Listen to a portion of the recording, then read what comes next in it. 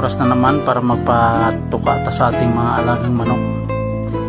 Pero bago tayo magpapatuka mga par, iikutan muna natin ang ating mga alaga para tingnan natin ang ano ang kalagayan nila bago tayo magpakain.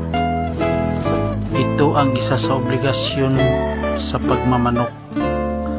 Kaya sa mga tao dyan na mahilig na gusto magmamanok, pag-iisipan nyo na muna ng maigi mga par, kasi mawawala dito ang bisyo mo tulad ng pag-iinom, mabawasan ang kakagagala mo, mababawasan, bawal kang magbakasyon ng ilang araw, bawal kang umalis nang wala kang mapag-iwanan sa iyong mga manok.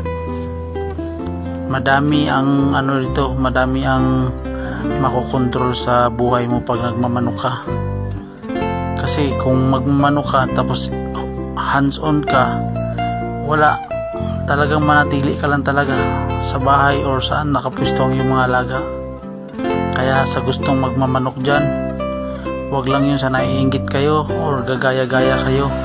Pag-iisipan nyo ng maigi dahil obligasyon to at kailangan ang oras nyo sa mga alaga nyo. Dito na lang.